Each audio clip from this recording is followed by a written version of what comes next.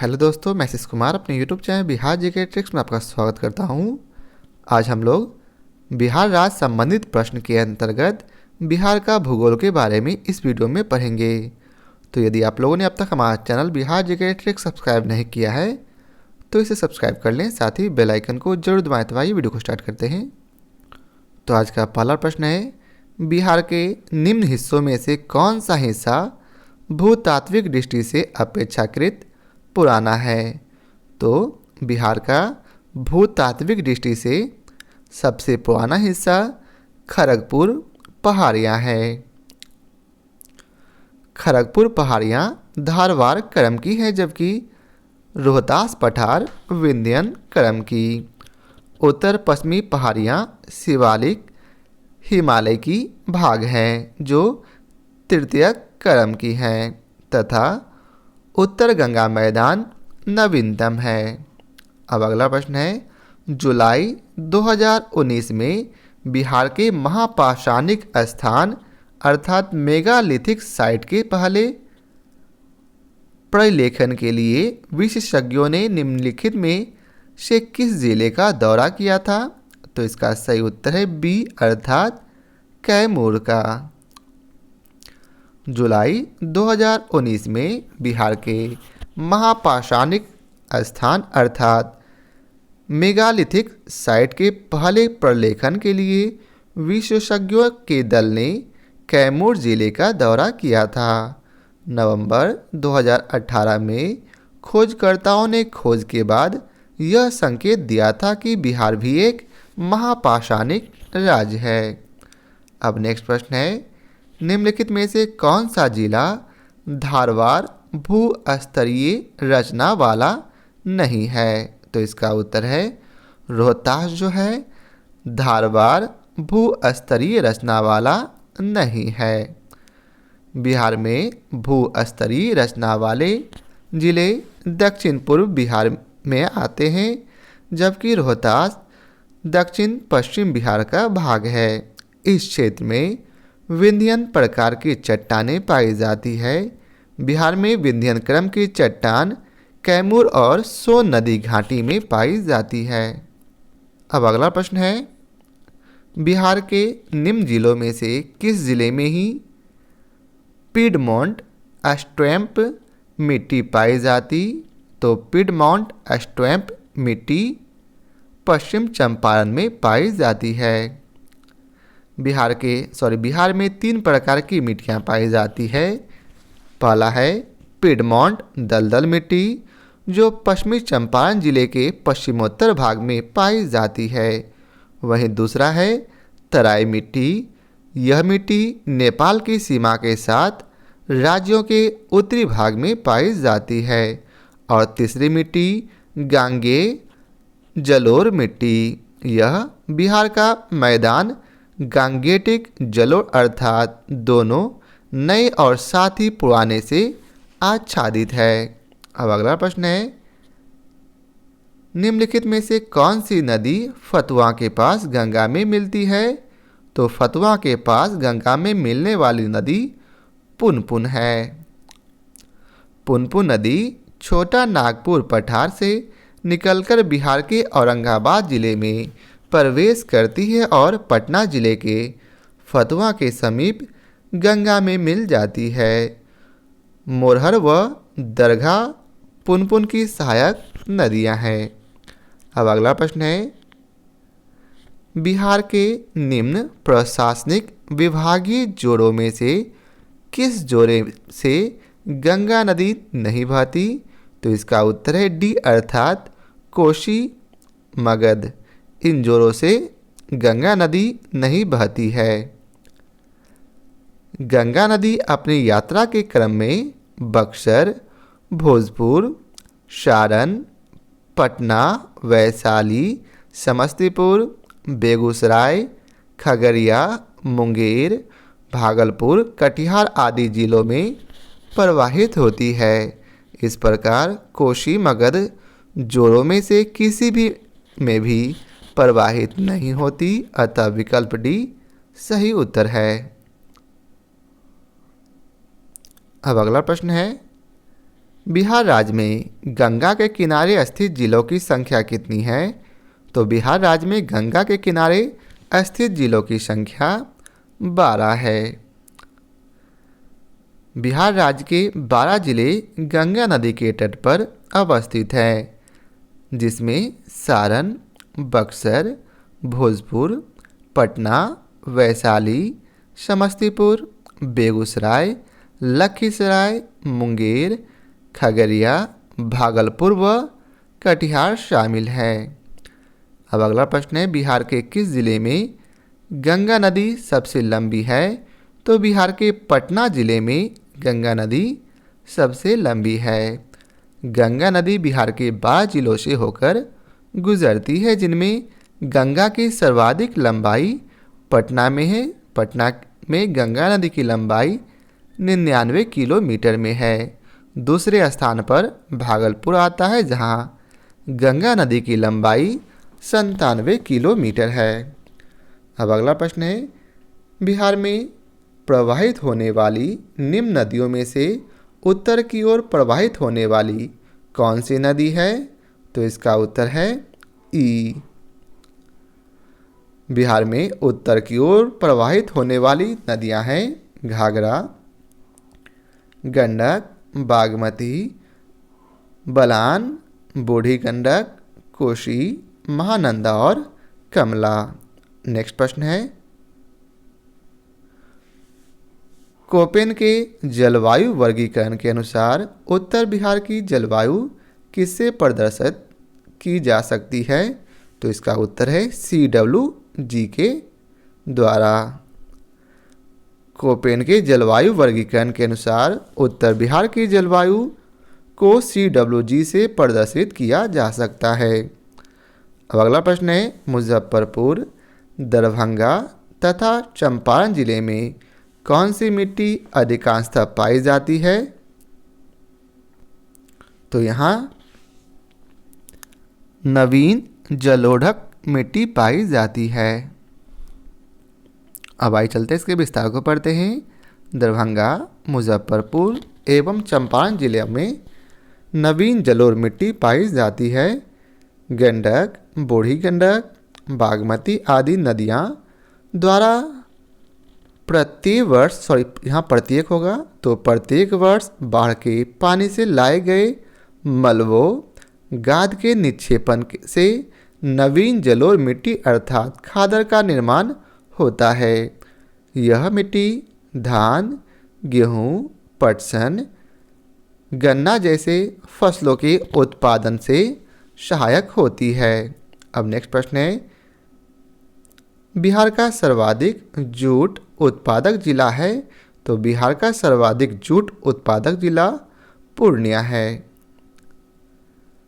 उपयुक्त दिए गए विकल्पों में जूट का सर्वाधिक उत्पादन बिहार राज्य के पूर्णिया जिले में होता है। जूट की खेती बिहार के आर्द्र क्षेत्र में होती है। इसकी उपज के लिए उच्च आर्द्रता, उच्च तापमान, उपजाऊ जलोढ़ मिट्टी, हल्की वर्षा आवश्यक होती है। आर्थिक समीक्षा 2020-21 के अनुसार भारत में सर्वाधिक जूट उत्पादन पश्चिम बंगाल राज्य में होता है। पश्चिम बंगाल कुल जूट उत्पादन का 81.34% है। वहीं बिहार में 8.67% और असम में 7.78% होता है। बिहार का जूट उत्पादन में दूसरा स्थान है। अब अगला प्रश्न है, प्रधानमंत्री नरेंद्र मोदी ने हाल ही में मंडल बांध परियोजना की नींव किस नदी पर बनाने के लिए रखी है? तो मंडल बांध परियोजना जो है उत्तरी कोयल नदी पर बनाने के लिए रखी गई है। 5 जनवरी 2019 को प्रधानमंत्री नरेंद्र मोदी ने झारखंड के पलामू जिले के मेदिनीनगर में उत्तर कोयल परियोजना के सिंचाई एवं पेयजल योजनाओं का शिलान्यास किया। यह परियोजना झारखंड के लातेहार, पलामू और गढ़वा जिले में अवस्थित है। यह परियोजना उत्तरी कोयल नदी पर निर्मित है। इस परियोजना से बिहार के औरंगाबाद और गया जिलों तथा झारखंड के गढ़वा और पलामू जिलों से सिंचाई की सुविधा उपलब्ध होगी। अब अगला प्रश्न है, त्रिवेणी नहर किस नदी पर है? तो त्रिवेणी नहर जो है गंडक नदी पर है। त्रिवेणी नहर का निर्माण बिहार में गंडक नदी पर किया गया है। अब अगला प्रश्न है, कैमूर पठार किसके लिए प्रसिद्ध है? तो कैमूर पठार जो है चूना पत्थर के लिए प्रसिद्ध है। कैमूर का पठार चूना पत्थर के लिए प्रसिद्ध है। कैमूर पठार रोहतास और कैमूर जिले में स्थित है। यह पठार सैल, चूना पत्थर और बलुआ पत्थर से निर्मित है। इस पठार के चूना पत्थर के आधार पर बंजारी में सीमेंट उद्योग है। अब नेक्स्ट प्रश्न है, निम्नलिखित झीलों में से कौन सी बिहार में स्थित है? तो बिहार में अनुपम झील स्थित है। अनुपम झील कैमूर बिहार में स्थित है। यह झील कैमूर वन्यजीव अभयारण्य की सीमा में स्थित है। कैमूर वन्यजीव अभयारण्य बिहार के कैमूर जिले में स्थित कैमूर पहाड़ी श्रृंखला के बीच उत्तर प्रदेश की सीमा के पास सोन नदी के पश्चिमी तट पर भभुआ के निकट स्थित है। कैमूर वन्यजीव अभयारण्य बिहार का सबसे बड़ा वन्यजीव अभयारण्य है। सांबर झील राजस्थान में जयपुर के निकट स्थित है। सुखना झील चंडीगढ़ में तथा कामा झील हरियाणा में स्थित है। अब अगला प्रश्न है, उत्तर बिहार किसके लिए प्रसिद्ध है? तो उत्तर बिहार जो है बाढ़ के लिए प्रसिद्ध है। उत्तर बिहार में कई नदियां बहती है जो गंगा नदी में मिलती है। इस क्षेत्र में प्रतिवर्ष बाढ़ आने के कारण यहाँ की फसल तथा जनजीवन अस्त व्यस्त हो जाता है। अब अगला प्रश्न है, बिहार के क्षेत्रफल में कुल बोई गई भूमि का प्रतिशत कितना है? तो बिहार के क्षेत्रफल में कुल बोई गई भूमि का प्रतिशत 60 है। हम लोग ये डाटा काफ़ी पुराना है तो इसे हम लोग छोड़ देते हैं। अब आइए चलते हैं आगे देखते हैं। बिहार में कोयले का अनुमानित भंडार कब है, कितना है? तो ये प्रश्न भी काफ़ी पुराना है तो हम लोग इस प्रश्न को नहीं देखेंगे। बस हम लोग इसके विस्तार को पढ़ लेते हैं। बिहार से अलग झारखंड राज्य बन जाने के कारण बिहार राज्य में प्राकृतिक संसाधनों में भारी कमी आई है। बिहार में कोयले का प्रमाणित भंडार 0 है, परंतु अनुमानित भंडार 16 करोड़ टन है। अब अगला प्रश्न है, अगला प्रश्न भी स्टार मार्क्स है तो आइए चलते हैं इसके विस्तार को पढ़ते हैं। तो नए डाटा के अनुसार भारत वन स्थिति रिपोर्ट 2019 के अनुसार बिहार का कुल रिकॉर्डेड वन क्षेत्र 6,877 वर्ग किलोमीटर है, जो कि बिहार के कुल भौगोलिक क्षेत्रफल का 7.30% है, जिसमें आरक्षित वन का क्षेत्र 693 वर्ग किलोमीटर, संरक्षित वन क्षेत्र 6,183 वर्ग किलोमीटर तथा अवर्गीकृत वन क्षेत्र 1 वर्ग किलोमीटर है। उपग्रहीय आंकड़ों से प्राप्त बिहार का वन क्षेत्र 305.99 वर्ग किलोमीटर अर्थात 7.76% है।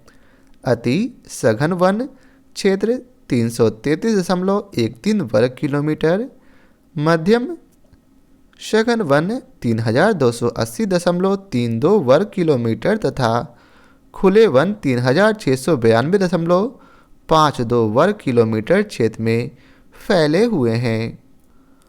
अब अगला प्रश्न है, बिहार राज्य के कुल भौगोलिक क्षेत्र की तुलना में समस्त वन क्षेत्र का प्रतिशत कितना है? तो इसका उत्तर है इनमें से कोई नहीं, अर्थात इसका सही उत्तर ई ऑप्शन होगा। भारत वन स्थिति रिपोर्ट 2019 के अनुसार बिहार में कुल भौगोलिक क्षेत्र का वन क्षेत्र 7.30% है।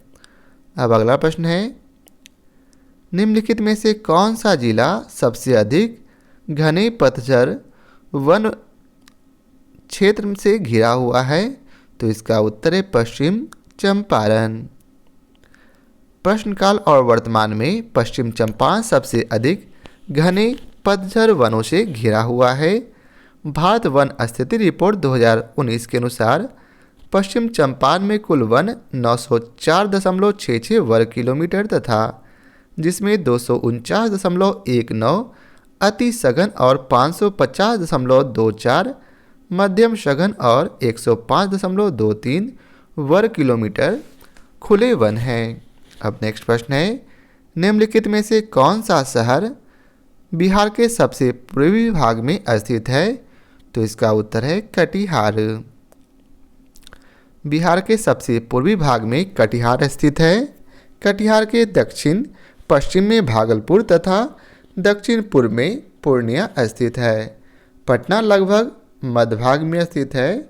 मानचित्र से स्पष्ट है कि कटिहार बिहार के सबसे पूर्वी भाग में स्थित है। अब नेक्स्ट प्रश्न है, बिहार का कुल भौगोलिक क्षेत्रफल कितना है? तो ये स्टार मार्क्स है। तो आइए चलिए जानते हैं बिहार का कुल भौगोलिक क्षेत्रफल कितना है। तो बिहार का कुल भौगोलिक क्षेत्रफल 94,163 वर्ग किलोमीटर है। तो हम लोग केवल इस डाटा को याद रखेंगे, इसलिए मैंने केवल इसे बोला। ये डाटा काफ़ी पुराना है तो आप लोग इसे भूल कर भी ना पढ़ें, ज़्यादा अच्छा होगा। संसार का सर्वोत्तम खनिज अभ्रक प्राप्त होता है कहाँ से? तो इसका सही उत्तर है बी अर्थात केवल हजारीबाग से।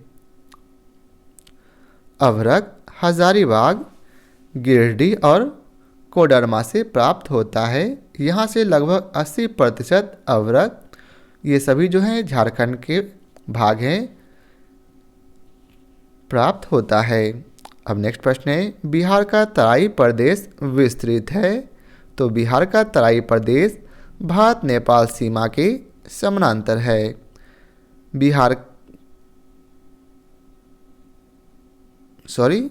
यहाँ बोल रहा था बिहार का, तो हम लोग बिहार का तराई प्रदेश जो है भारत नेपाल सीमा के समानांतर है। बिहार का तराई प्रदेश भारत नेपाल सीमा के समानांतर विस्तृत है।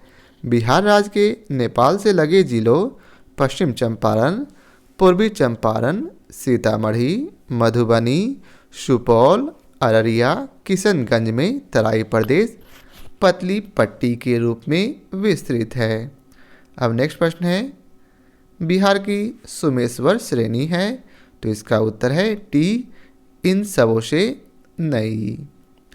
बिहार की सोमेश्वर श्रेणी और शिवालिक श्रेणी का निर्माण एक ही काल प्लीस्टोसीन काल में हुआ है, अतः यह उपयुक्त तीनों पहाड़ियों की अपेक्षा नवनिर्मित पहाड़ी श्रेणी है। अब अगला प्रश्न है, मुंडा जनजातियां अधिकांशतः बसी है कहाँ? तो मुंडा जनजातियां अधिकांशतः बिहार में बसी है, वर्तमान में झारखंड में। ये बीपीएससी 1992-93 का प्रश्न है। उस समय बिहार और बंगाल एक था, इसलिए बिहार दिया गया है। तत्कालीन बिहार के कटिहार, रांची, पश्चिमी सिंहभूम, पलामू, पूर्वी सिंहभूम और गुमला जिलों में मुंडा जनजाति संकेंद्रित थी। 15 नवंबर 2000 को बिहार से काटकर नवनिर्मित झारखंड राज्य के पश्चात मुंडा जनजाति बिहार की 5वीं सबसे अधिक जनसंख्या वाली जनजाति है। झारखंड राज्य में जनजातियों की कुल जनसंख्या की दृष्टि से मुंडा जनजाति तीसरी सबसे बड़ी जनजाति है। अब नेक्स्ट प्रश्न है, बिहार से होकर जाने वाली राष्ट्रीय राजमार्ग है। तो इसका उत्तर है राष्ट्रीय राजमार्ग नंबर 23। राष्ट्रीय राजमार्ग 23 तत्कालीन संयुक्त बिहार के चास से रांची, गुमला, पालकोट तथा थिथैत नगर को जोड़ता था। 30 नवंबर 2018 के अनुसार बिहार से निम्न राष्ट्रीय राजमार्ग गुजरते हैं: 27 EW, 31, 33, 231, 327, 227, 22, 120, 19 GQ आदि। बिहार में राष्ट्रीय राजमार्गों की कुल लंबाई 5,358 किलोमीटर है। राष्ट्रीय राजमार्ग संख्या 27 EW सबसे लंबी है, जिसकी लंबाई 487 किलोमीटर है। अब अगला प्रश्न है, तो अगले प्रश्न को हम लोगों ने ऊपर ही पढ़ लिया है कि बिहार में राष्ट्रीय राजमार्ग की कुल लंबाई 5,358 है, लेकिन यहाँ नहीं दिया गया, जिस कारण से इसका उत्तर स्टार मार्क्स दिया गया है। अब अगला प्रश्न है, छोटा नागपुर के जंगल हैं, तो इसका सही उत्तर है सी, अर्थात इसका 2 एवं 3 सही है, अर्थात छोटा नागपुर के जंगल पतझड़ और सवाना है। छोटा नागपुर के जंगल में मुख्यतः पर्णपाती वनस्पतियां पाई जाती है, जिनमें महुआ, खैर, शेमल, शीशम, आम, बरगद प्रमुख हैं। साथ ही यहाँ सवाना प्रकार के वन भी पाए जाते हैं। घास भूमियों के क्षेत्र में यत्र तत्र वृक्षों की उपस्थिति सवाना प्रकार के वन की विशेषता है। अब अगला प्रश्न है, बिहार में भारी मशीन निर्माण प्लांट स्थित है कहाँ? तो इसका उत्तर है रांची। चूँकि यह प्रश्न 1997 का है, उस समय रांची जो है बिहार में ही था। तत्कालीन बिहार में भारी मशीन निर्माण plant heavy engineering corporation limited की स्थापना वर्ष 1958 में रांची में की गई थी। हैवी इंजीनियरिंग कॉरपोरेशन लिमिटेड पूंजीगत उपकरण, मशीन, टूल्स, स्पेयर पार्ट्स का निर्माण कर देश के प्रमुख उद्योगों को उनकी आपूर्ति करती है। अब नेक्स्ट प्रश्न है, टाटा लौह इस्पात कारखाने में लौह अयस्क की पूर्ति होती है, तो कहाँ से? सिंहभूम से। टाटा लौह इस्पात कारखाने में लौह इस्पात की पूर्ति सिंहभूम जिले से होती है। अब नेक्स्ट प्रश्न है, निम्न में से किस जिले में बिहार का एकमात्र राष्ट्रीय उद्यान स्थित है? तो इसका उत्तर है पश्चिमी चंपारण में। वर्तमान में बिहार में एकमात्र राष्ट्रीय पार्क वाल्मीकि अभ्यारण्य पश्चिम चंपारण में अवस्थित है। नेक्स्ट प्रश्न है, बिहार का कौन सा शहर वन्यजीव अभ्यारण्य और राष्ट्रीय पार्क के लिए प्रसिद्ध है? तो इसका उत्तर है इनमें से कोई नहीं। वर्ष 2000 से पूर्व संयुक्त बिहार अर्थात झारखंड एवं बिहार के हजारीबाग में वन्यजीव अभ्यारण्य और राष्ट्रीय पार्क दोनों थे। वर्तमान में हजारीबाग झारखंड राज्य में स्थित है, अतः इसका उत्तर इनमें से कोई नहीं होगा। अब अगला प्रश्न है, निम्नलिखित में से कौन सा स्थान बिहार में वन जीव के लिए प्रसिद्ध है? तो बिहार में वन जीव के लिए बोधगया प्रसिद्ध है। नेक्स्ट प्रश्न है, निम्नलिखित में से कौन सा वन जीव अभ्यारण्य बिहार के मुंगेर जिले में स्थित है? तो इसका उत्तर है सी, अर्थात भीम बांध। भीम बांध वन्यजीव अभ्यारण्य की स्थापना वर्ष 1976 में बिहार के कैमूर जिले में हुई थी।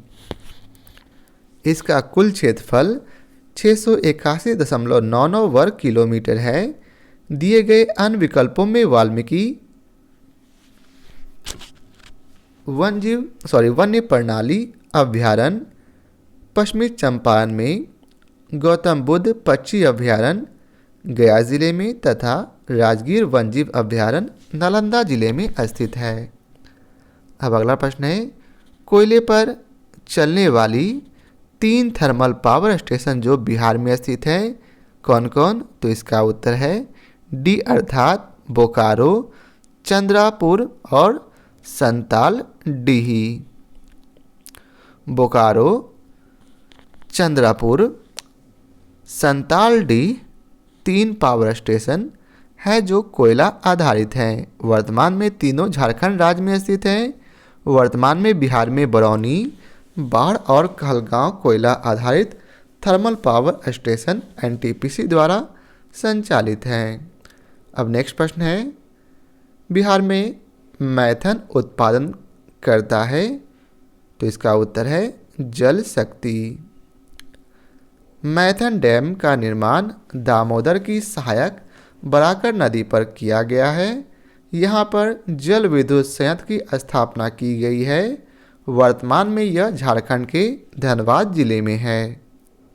अब अगला प्रश्न है, पुराना बिहार का कितना प्रतिशत जमीन लेकर झारखंड राज्य बना है, तो इसका उत्तर है 45.87%। झारखंड राज्य बनने से पूर्व बिहार का क्षेत्रफल 1,73,877 वर्ग किलोमीटर था। इसमें से 79,714 वर्ग किलोमीटर क्षेत्र पर 15 नवंबर 2000 को नया झारखंड राज्य निर्मित किया गया। अतः पुराने बिहार राज्य का 45.84% जमीन लेकर झारखंड राज्य बना। वर्तमान में बिहार का कुल क्षेत्रफल 94,163 वर्ग किलोमीटर है। अब अगला प्रश्न है, झारखंड बनने के पश्चात बिहार में लगभग कितने जिले रह गए, तो इसका उत्तर है 37 जिले। झारखंड बनने के पश्चात बिहार में 37 जिले रह गए थे। झारखंड निर्माण से पूर्व बिहार में 55 जिले थे। नवनिर्मित राज्य झारखंड में बिहार के 18 जिले चले गए थे। वर्तमान में बिहार में 38 जिले हैं। 38वां जिला अरवल, जो कि अगस्त 2001 में जहानाबाद को विभाजित कर बनाया गया है। अब अगला प्रश्न है, बिहार की सिंचाई क्षमता अंततः कितनी है, तो बिहार की सिंचाई क्षमता 79.20 लाख हेक्टेयर है। लेकिन वही वर्तमान 2019-20 में बिहार का लगभग 80.47 लाख हेक्टेयर सिंचित क्षमता है। वही संभावित क्षमता 117.54 लाख हेक्टेयर है। नेक्स्ट प्रश्न है, मुरी जाना जाता है किस लिए, तो एल्युमिनियम प्लांट के लिए। मुरी में हिंडाल्को द्वारा एल्युमिनियम शोधन संयंत्र स्थापित किया गया है। वर्तमान में मुरी झारखंड राज्य में है। अब अगला प्रश्न है, कौन सा प्रमुख उद्योग मुरी में स्थापित है, तो अभी हम लोगों ने पढ़ा एल्यूमिना अर्थात एल्युमिनियम उद्योग। अब अगला प्रश्न है, पटना का स्थानीय समय है, तो इसका उत्तर होगा ए अर्थात भारतीय मानक समय से आगे। पटना का मानक समय भारतीय मानक समय से निर्धारित होता है। भारत का मानक समय 82 डिग्री 30 मिनट पूर्वी देशांतर, जो प्रयागराज एवं मिर्ज़ापुर से होते हुए गुजरती है, से निर्धारित होता है। भारत का मानक समय ग्रीनविच मीन टाइम अर्थात जीएमटी से 5.5 घंटे आगे है। जबकि पटना का स्थानीय समय भारतीय मानक समय से आगे है, क्योंकि पटना 85 डिग्री 13 मिनट पूर्वी देशांतर पर अवस्थित है। अब नेक्स्ट प्रश्न है, जुलाई 2018 तक पटना जिला बिहार के कितने जिलों से सीमाबद्ध था, तो इसका उत्तर है 9 जिलों से। पटना जिले की सीमा भोजपुर, सारण, वैशाली, समस्तीपुर, बेगूसराय, लखीसराय, नालंदा, जहानाबाद तथा अरवल जिलों से संबद्ध है। नेक्स्ट प्रश्न है, बिहार में कृषि योग्य भूमि का कितना प्रतिशत भाग सिंचित है? तो इसका उत्तर है 50% से अधिक। 2020-21 के अनुसार 74.06 लाख हेक्टेयर फसल योग भूमि में से शुद्ध बोया गया क्षेत्र 51.67 लाख हेक्टेयर है। कुल फसल योग भूमि में 80.47 क्षेत्र सिंचित है। इस प्रकार सही उत्तर ए है। उल्लेखनीय है कि ये आंकड़े पृथक बिहार से संबंधित है। अब अगला प्रश्न है, पूर्व में बंगाल का दुख कहा जाने वाला बिहार से उद्गम होने वाली नदी कौन सी है? तो इसका उत्तर है दामोदर नदी। दामोदर नदी को बंगाल का दुख अर्थात बंगाल का शोक कहा गया है, जबकि कोसी नदी को बिहार का शोक कहा गया है। दामोदर नदी झारखंड के लातेहार जिले से उद्गमित होती है। नेक्स्ट प्रश्न है, बिहार में उत्पादन की दृष्टि से चावल के बाद दूसरी फसल है कौन सी? तो इसका उत्तर है गेहूं। बिहार आर्थिक समीक्षा 2020-21 के अनुसार विभिन्न फसलों का उत्पादन इस प्रकार था। कुल खाद्यान्न उत्पादन 163.80 लाख टन था, जिसमें चावल का 6,952.52 हजार टन, गेहूं का 5,579.35 हजार टन और मक्के का 3,495.40 हजार टन था। 2016 में मक्का उत्पादन के लिए बिहार को कृषि कर्मण पुरस्कार दिया गया है और चना में 38.53 हजार टन हुआ है। नोट, बिहार सरकार ने 2 जनवरी 2020 को मक्का और गेहूं के उत्पादन और उत्पादकता में उपलब्धियों के लिए राज्य को कृषि कर्मण पुरस्कार प्रदान किया है। अब नेक्स्ट प्रश्न है, बिहार की मुख्य खाद्यान्न फसलें हैं। तो बिहार की मुख्य खाद्यान्न फसल चावल, गेहूं एवं मक्का है। अब अगला प्रश्न है, बिहार में कृषि का स्वरूप क्या है?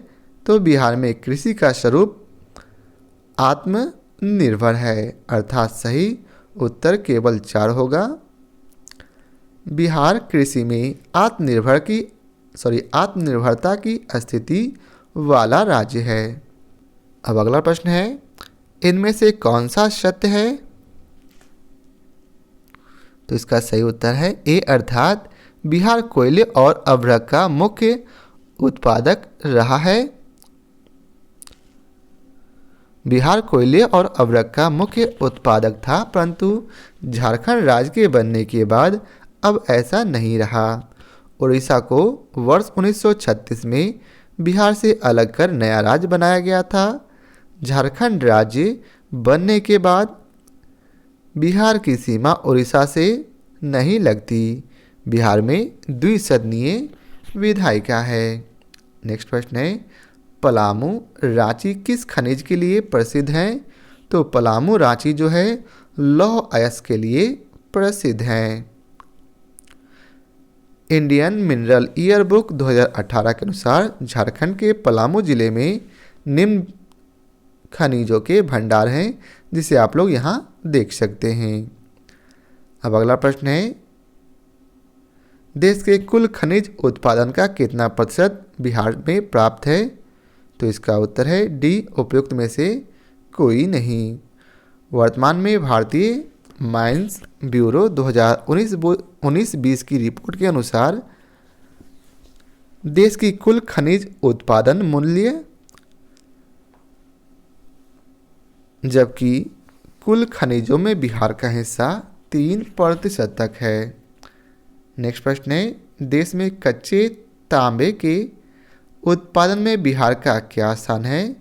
तो इसका उत्तर है सी, दूसरा। वर्तमान में तांबा उत्पादन बिहार में नहीं होता। अब आगे से हम लोग जो लेटेस्ट में अर्थात जो प्रश्न 2020 के बाद पूछे गए हैं, केवल उन्हें ही मेंशन करेंगे, नहीं तो काफ़ी कन्फ्यूजन होगा। ये भी प्रश्न 2020 का है, जो कि पुराना है, जिस समय झारखंड साथ में था, तो उस हिसाब से यह गलत हो जाएंगे हम लोग। बिहार में वर्तमान में उत्पादित होने वाले खनिज हैं लाइमस्टोन, अवरक, पायराइट, क्वार्टरजाइट और एस्टीराइट। नेक्स्ट प्रश्न है, खनिज और जिले के निम्न जोड़ों में से कौन सा जोड़ा सही है? तो इसका उत्तर है लाइमस्टोन कैमूर में है, कैमूर में पाया जाता है, यह बिल्कुल सही है, अर्थात इसका सही उत्तर ए ऑप्शन होगा।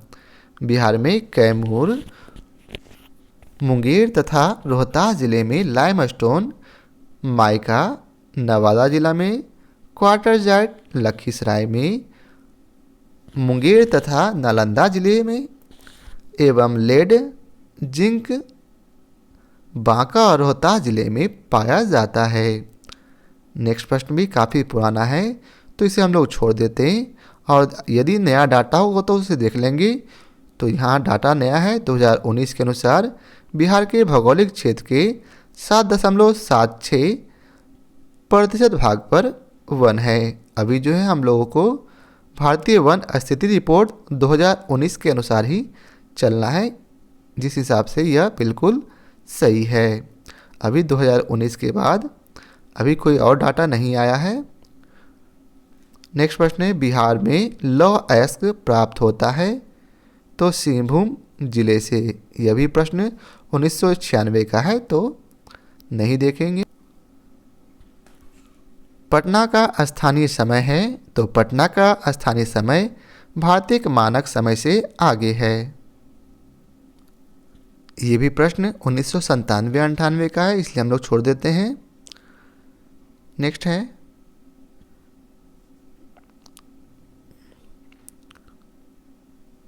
और आगे चलते हैं जी।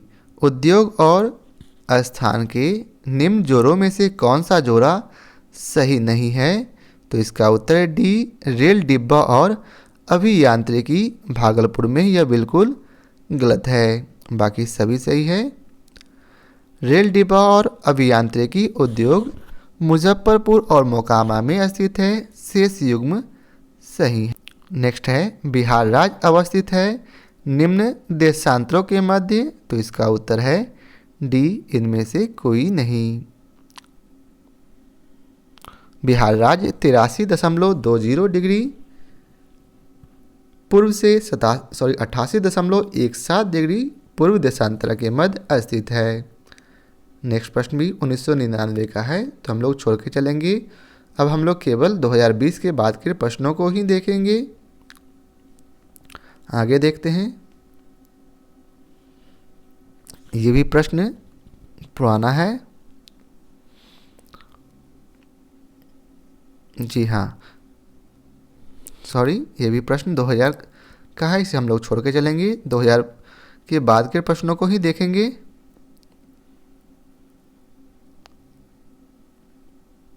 वन रिपोर्ट 2019 के अनुसार 7.76% पर वन है बिहार में। नेक्स्ट है, एशिया का सबसे बड़ा जलप्रपात हुंड्रू किस जगह के पास है? तो यह जो है रांची में है।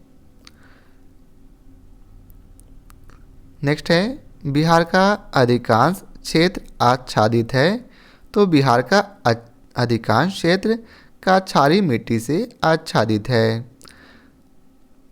बिहार का अधिकांश क्षेत्र काछारी मिट्टी या फिर दोमट मिट्टी से आच्छादित है।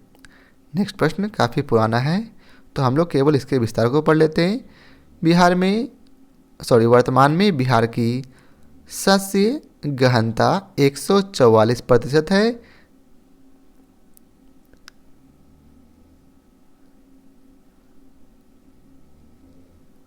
वर्तमान 2019-20 में 80.47 लाख हेक्टेयर था। आज़ादी के बाद बिहार में सिंचित क्षेत्र बढ़ा है, तो लगभग 80.47 लाख हेक्टेयर।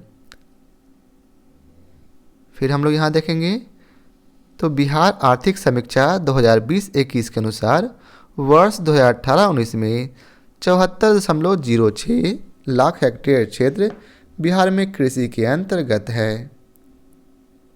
अब अगला प्रश्न है, बिहार में किस प्रकार के उद्योगों की प्रत्याशा एवं संभावनाएं हैं? तो इसका उत्तर है डी, कृषि आधारित उद्योग की।